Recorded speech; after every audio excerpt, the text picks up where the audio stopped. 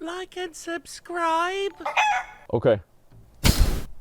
There's a whole lot of good in these Mysterios. Ooh. Oh, shit! Hello? Is that General Mills? That's good. Yeah. We just did a 5-second joke about your product, and now we have no money because it was a very expensive 5-second joke. So, yeah, can we have a sponsorship deal? Oh, that'd be a good idea. Yeah, there you go. Yeah, that's me. Yeah? Okay. Well, fuck you then. All right. When the World Health Organization announced that addiction to video games would be officially recognized and classified as gaming disorder, there was much protest from the gaming community. Before we do this video, I want to ask you guys, what do you think about that? Obviously, they're talking about gaming addiction disorder. Do you guys think that there is gaming addiction disorder? To me, I think that there is, right? And like, yeah, there is. Like, how can you say there's not? I mean, really. Like, okay, so everybody agrees on this. See, I know that there was this big thing where, like, you had all these people on Twitter, right? The celebrity nerds talking about, oh, that's not true. Video games just bring people together and they make everybody happy.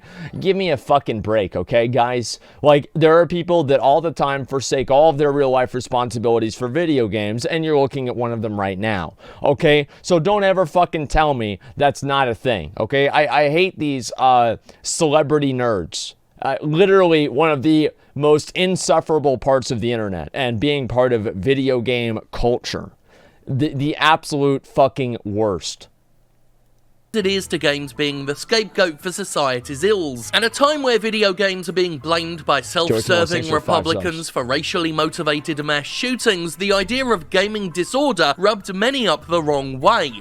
Many who perceived the classification as an attack on the medium, yet another attempt to regulate, restrict, or otherwise infringe on an industry they loved. So let's look at gaming disorder, what that actually means, and why the World Health Organization definition isn't something to be angry or upset about, even if, at a surface level, the idea of a United Nations agency saying video games can be addictive may be perceived by some among you as a slight or a threat. The WHO defines gaming disorder thusly: a pattern of gaming behavior, digital gaming or video gaming, characterized by impaired control over gaming, increasing priority given to gaming over other activities, to the extent that gaming takes precedence over other interests and daily activities, and continuation or escalation of gaming despite the occurrence of negative consequences. They just explained at least every other 16-year-old that's in any first world country. Like, this is literally any kid. Like, think about this. All right, you can't quit playing the game. You just keep doing the game. You won't fucking do your schoolwork. Keep failing your classes. I don't care, Mom. I'm just gonna play video games. And you know, this is every other 16-year-old in the fucking world is like this. What do you mean?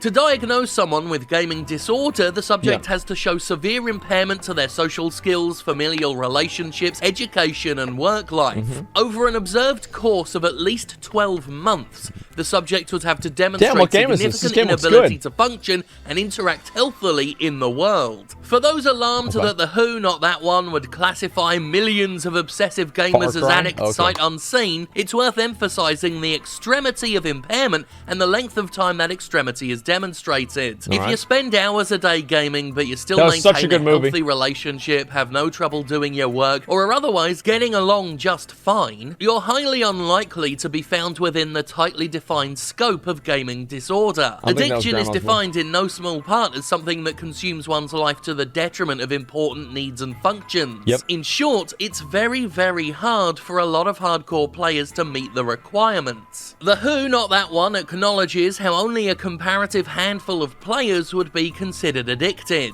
Studies suggest that gaming disorder affects only a small proportion of people who engage in digital or video gaming activities. However, People who partake in gaming should be alert to the amount of time they spend on gaming activities, particularly when it is to the exclusion of other daily activities, as well as to any changes in their physical or psychological health and social functioning that could be attributed to their pattern of gaming behavior.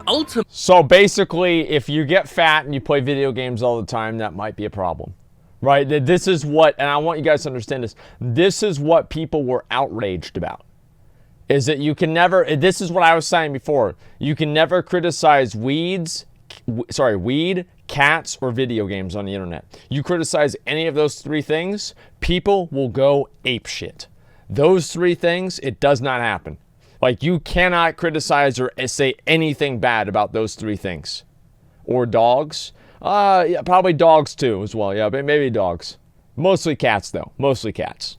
Ultimately, what the agency's saying here is just good advice. Any pastime is worth the occasional self-checkup to make sure it's being engaged in healthily. Yeah, and this sure. is advice the World Health Organization and others suggest for many, many things, not just video games. Okay. And none of this is just about playing video games for a long Super time Mario World. sometimes.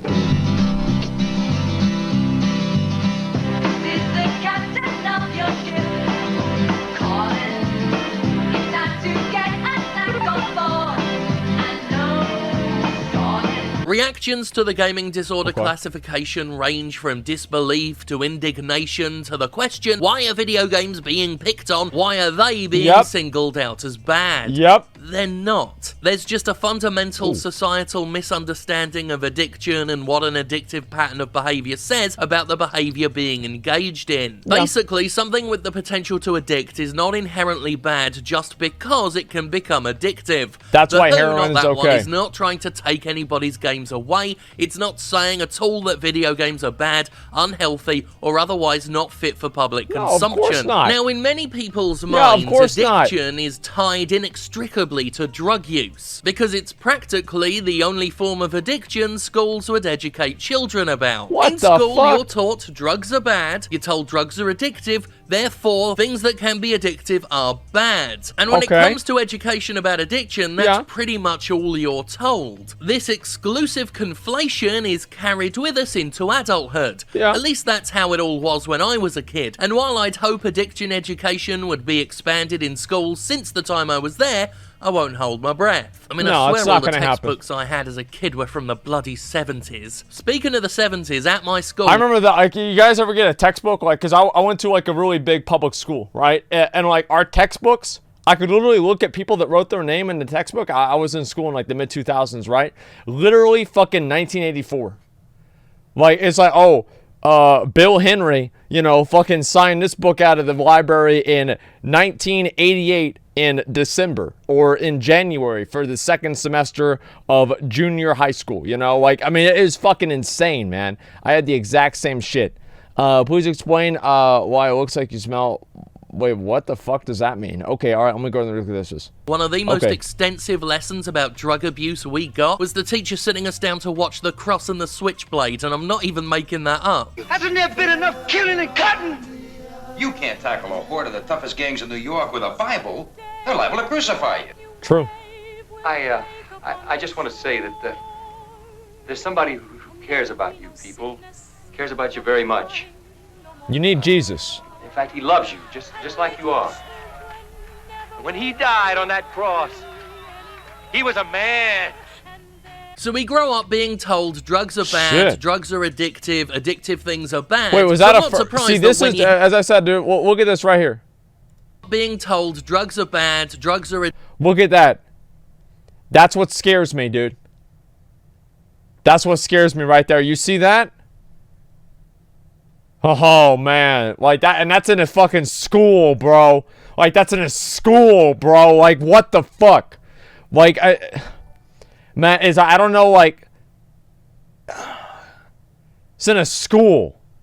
Addictive things are bad. So I'm not surprised that when you hear about gaming addiction, some of you worry that people are saying video games are bad. Non-chemical addiction is often overlooked and misunderstood and not taken seriously. Sex addiction is often played for laughs in TV shows, often portrayed as the excuse used by horny perverts. Eating disorders are written off as greedy on one end of the spectrum and self-starving for shallow vanity on the other end. And more often than not, addiction is treated as if it happens in a bubble, as if an addict is simply an addict just because they got hooked on an inherently addictive substance. Addiction for its own sake. But that's rarely the case. Addiction doesn't happen in a bubble. There are links between addiction and depression that are so close they're practically sat atop one another. This goes for chemical addiction as well as non-chemical.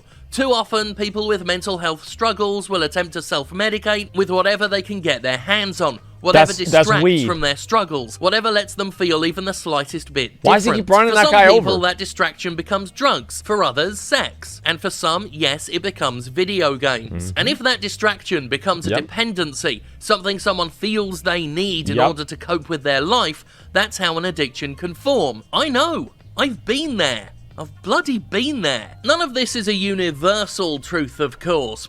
That's actually true. Sometimes whenever I have a bad day, I would literally go mining. I would go mining.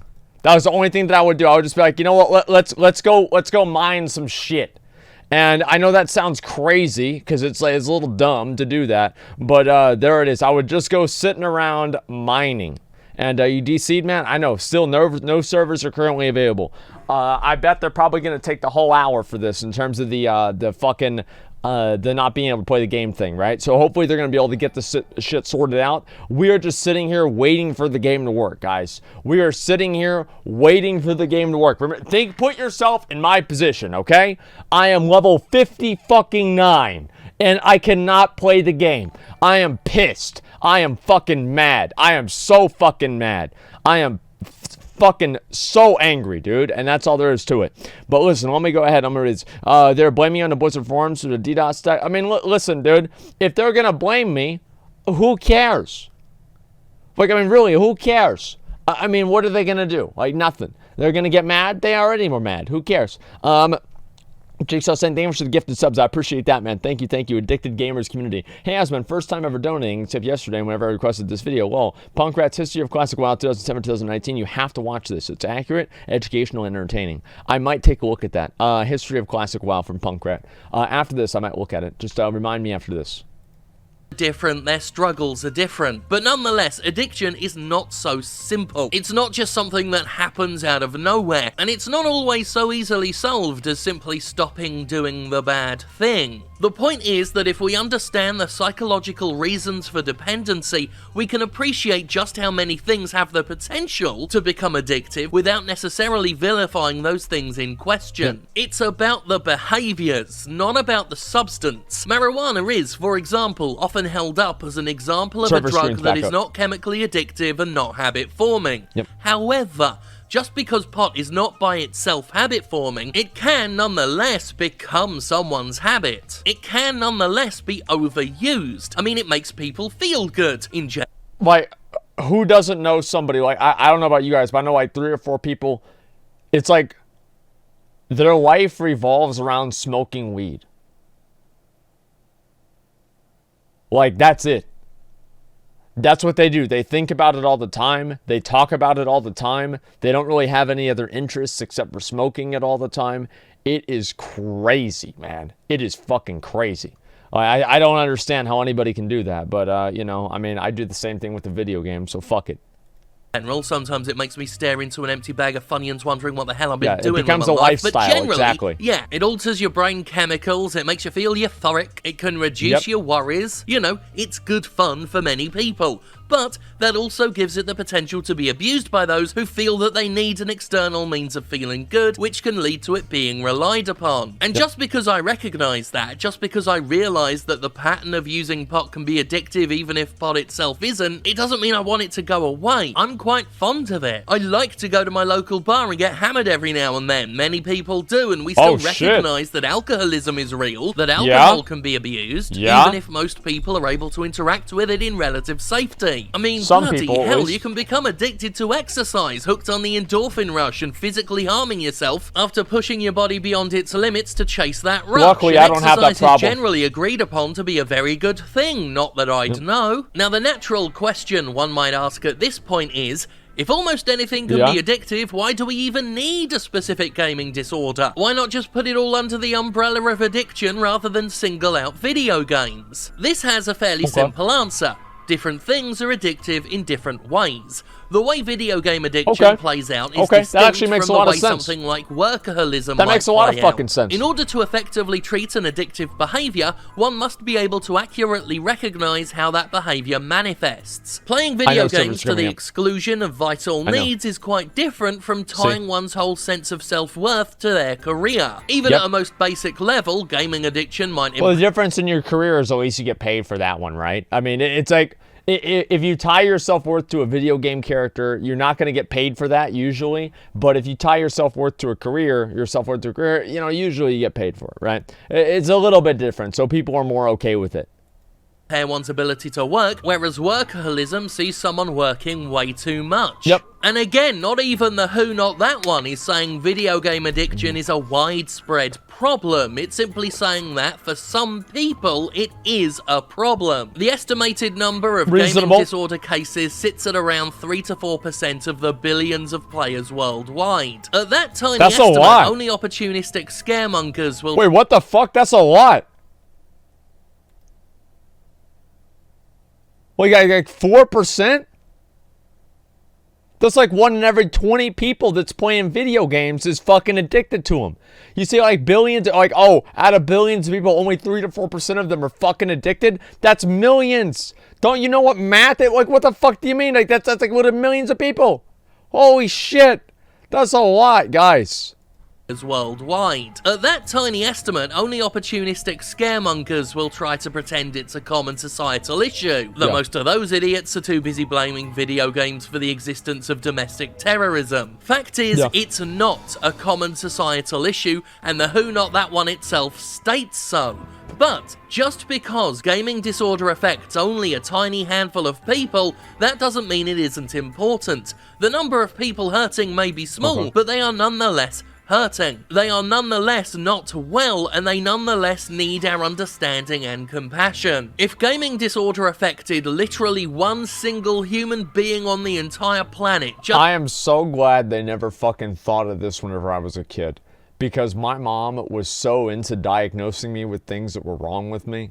She was like, you have this wrong with you, you have that wrong with you, you have all these things wrong with you. And like, not like really, but she would always look into it, right, and think about it. She wouldn't like take me to the doctor or make me change anything because of it. But she was like just trying to understand why I did what I did, right? Because she was like, you know, she like psychology and like in college, she has like a degree in psychology and shit. I am so fucking glad that this shit did not come out whenever I was a kid, because she would be looking it up and trying to fucking characterize the way that I play the games and everything. I'm so fucking glad this shit did not happen. Just one individual, their struggle would be no less valid for their solitude. They would be no less deserving of recognition and help. And that's why I can't condemn the existence of gaming disorder as a classification. People are hurting themselves playing video games. That doesn't make video games evil, it makes the people who are hurt deserving of treatment. Damn. What the hell? What the fuck? God damn.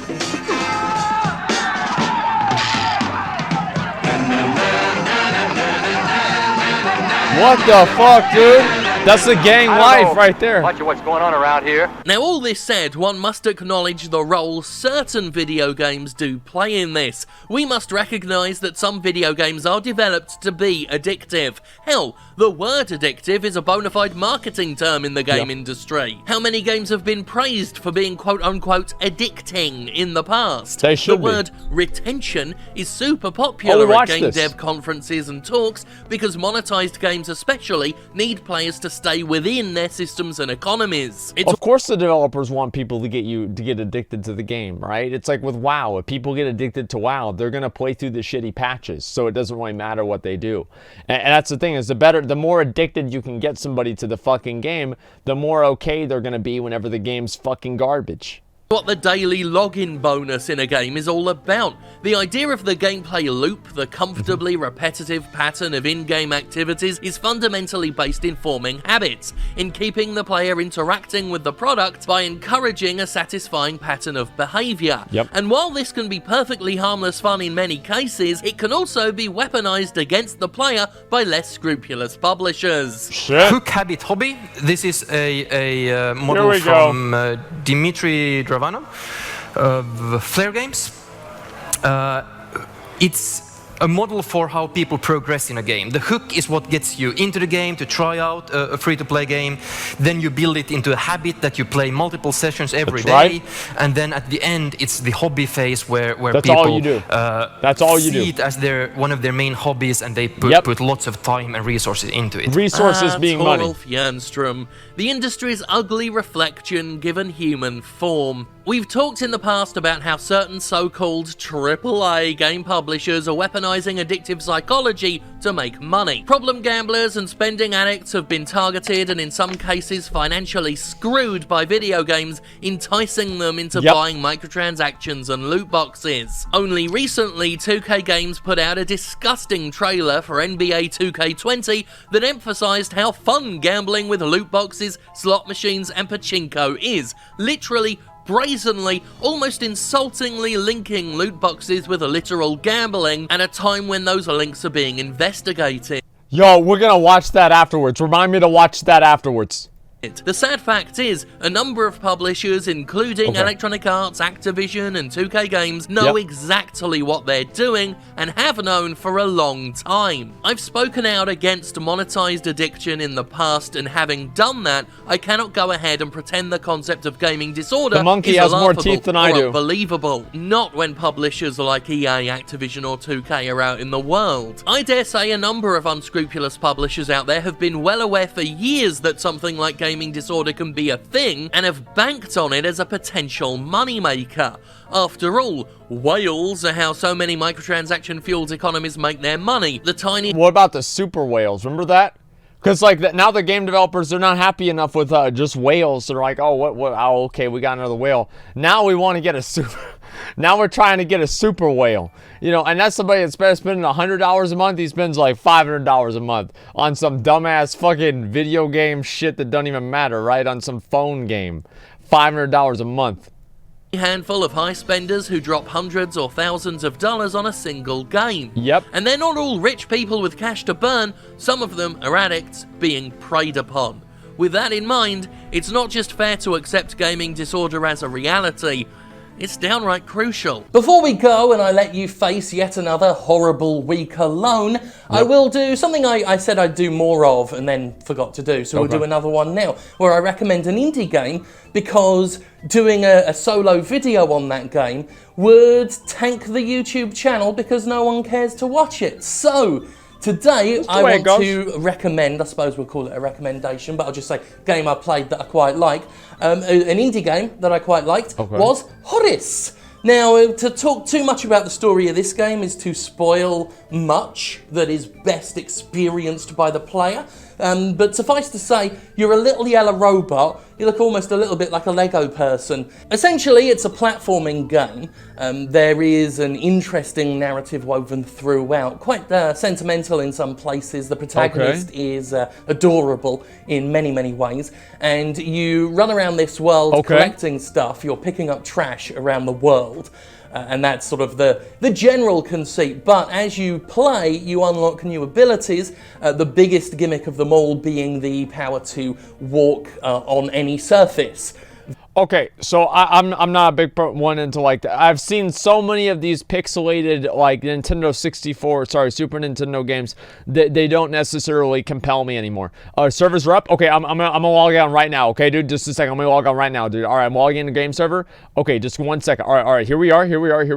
All right, loading in right now, dude. Okay, let's see if this is gonna work. Watch the video. Mom in 60. I hype up thinking 60. I know. Oh, I'm up. I'm in the game. Dude, I'm playing the fucking game, dude. I'm playing the fucking game, dude. Okay, just a second. I'm here. I'm in Azeroth. Woo! Here we go, dude. All right. Now let's go. I've got to take a piss. I'll be right back. Okay, guys. Just give me a second. We're gonna get this shit done, all right? 17 bars. You're goddamn right. Okay.